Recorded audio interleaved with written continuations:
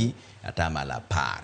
Kidhi e wach mar oro pesa ne jodongo mani dala ntiere ineno kata gima jogi pod pandonwa e finance bill. Ineno mpesa. Mpesa nitie kaka sanie kioro ne ng'ato 100 tok ng'adi. Idhi ng'ade is it 10% mare and 20%. 20%. Matiende niya sani kidhi kaponi gino dhi kalo kaka odhi kalo kioro ne ng'ato 100 to siling 15 ama 20 nyaka dong kendo. Okay. Ondieki iwacho ni ne jakwano. Nikech koro sato koro mayo wang'wa. Adier ntiere gik moko mabeyo finance bill manonge ng'ama otamore ma jok piny ywago gin marichogo. 1 2 3 kaka pikipiki atamalo 10. Nede moko gi idhi med kuom gi finance taxes.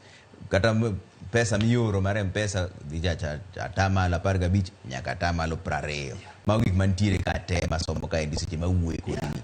Iwacho ni finance ni okay but vehicle tax and 1% kapod en 2.5%. Okay ng'ama wacho ni en 1. Mano ka unu samoro unu mung'e kaka oselo. Hapa ni driver wa beduru